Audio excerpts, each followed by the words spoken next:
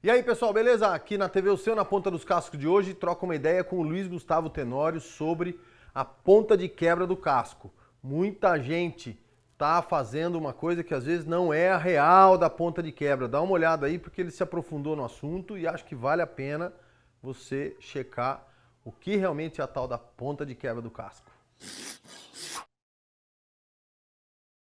Olá pessoal, Luiz Gustavo Tenório falando, tudo bem? Hoje nós vamos falar de um tema que nós já abordamos aqui no Na Ponta, que é exatamente ponto de quebra, breakover, pinça rolada. E por que isso?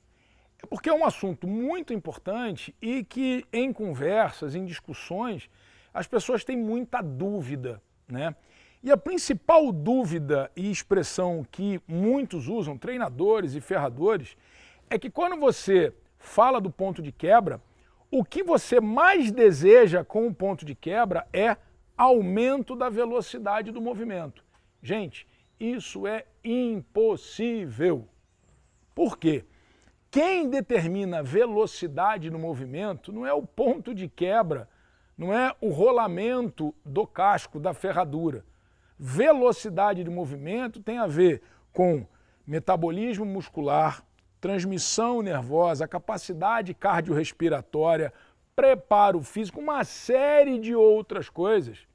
E nada a ver com um roller de uma ferradura. Então, esqueçam, desistam dessa opinião, dessa ideia de que o roller em uma ferradura vai significar aumento de velocidade do movimento. O que as pessoas precisam entender é que o que você vai trabalhar quando você mexe com ponto de quebra, com a pinça rolada, com breakover, é resistência do movimento. Você simplesmente dá a esse movimento uma maior facilidade. E essa facilidade vai ser traduzida num desgaste menor das articulações, dos tendões, ligamentos e principalmente da musculatura. Então, quando a gente pensa no breakover, eu não vou pensar só no casco ali, porque isso do casco vai ser transmitido e refletido em todo o corpo do animal.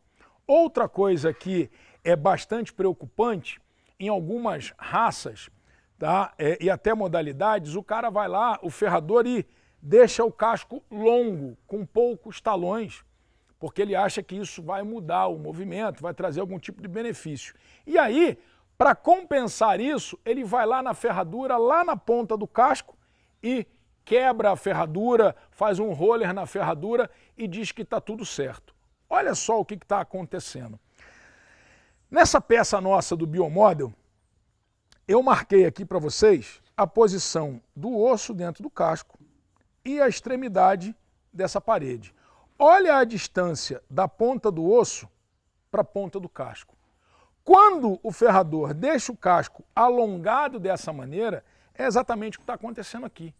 E aí, excesso de pinça, casco muito longo, eu vou botar a saída do casco lá na frente e não adianta eu fazer esse roller aqui. Porque quem faz a força do movimento não é a pinça aqui, é o osso que se movimenta dentro desse casco. Então, quanto maior a pinça, quanto mais distante for essa pinça, maior é o esforço que o osso vai fazer dentro do casco. Com isso, maior estresse nas lâminas internas e maior o tempo de deslocamento, maior a resistência desse movimento. Então isso, mecanicamente e fisiologicamente, é muito ruim para o cavalo. Então, além de falar em equilíbrio de casco, o ponto de quebra num casco desequilibrado, ele é totalmente afuncional. Em que outro momento esse ponto de quebra ele é totalmente afuncional no cavalo? Uma modalidade muito específica, que no caso, a vaquejada.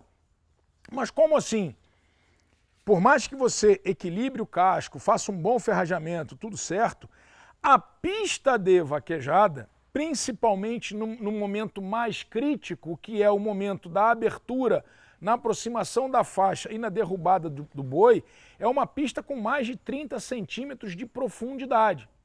Então, essa profundidade, até que o animal chegue num piso que tenha resistência, um piso que não vá deformar mais, na maioria das vezes esse animal já está muito à frente desse membro que ainda está no chão e ele não conseguiu fazer um movimento. Ou seja, é uma resistência muito grande em virtude do terreno.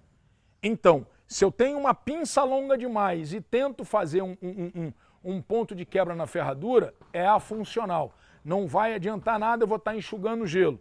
No caso de um animal que está numa pista de vaquejada, também isso é um problema. Mas aí é aquela história, o animal de vaquejada, ele vai na pista uma vez por mês, 2 vezes por mês, para correr o boi. E o restante, ele está onde? Treinando em casa. Então, é extremamente válido e importante você manter uma boa qualidade e pensar sim num ponto de quebra, porque grande parte do tempo ele está em treinamento. E o esforço máximo que ele vai ter vai ser lá na pista, mas a musculatura dele vem numa boa condição porque você permitiu isso a ele, certo? E aí tudo fica muito bem. Outro ponto muito importante para a gente entender definitivamente a questão do ponto de quebra, olhem esse esquema aqui da terceira falange dentro do casco. Tá? Nós temos a famosa zona do ponto de quebra, que é esse intervalo aqui, ó, que é o quê? A projeção dorsal do osso da terceira falange, tá? Até esse ponto, e o ápice da terceira falange é perpendicular à sola. Por que isso? Eu digo a vocês que eu tenho limite mínimo e limite máximo. Mas como assim limite máximo? Eu não posso simplesmente facilitar todo o movimento, porque se eu facilito o movimento, eu acabo com a resistência.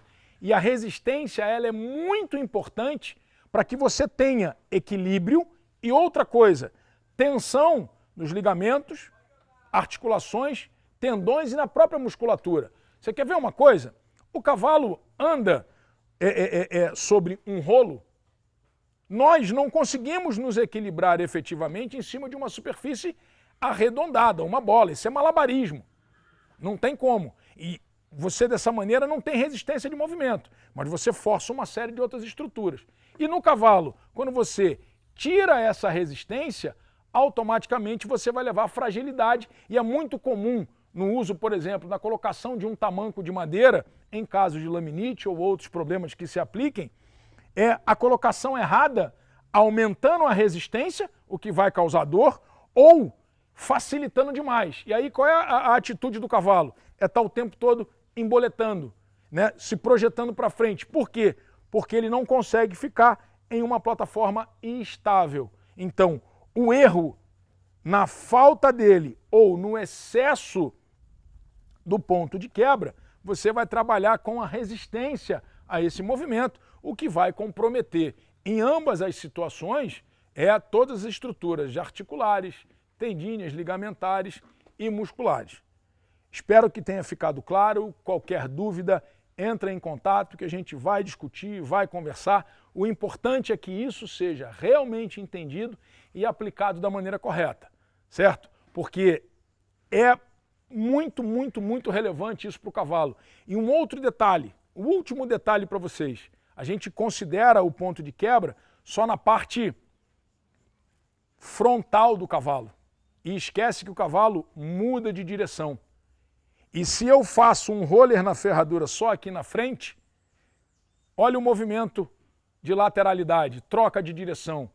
É muito estressante para o cavalo, porque a articulação, o espaço articular da interfalangiana distal, ela foi feita para fazer esse movimento aqui, ó, com facilidade. E agora, esse movimento, olha a força que eu estou fazendo para conseguir mudar de direção.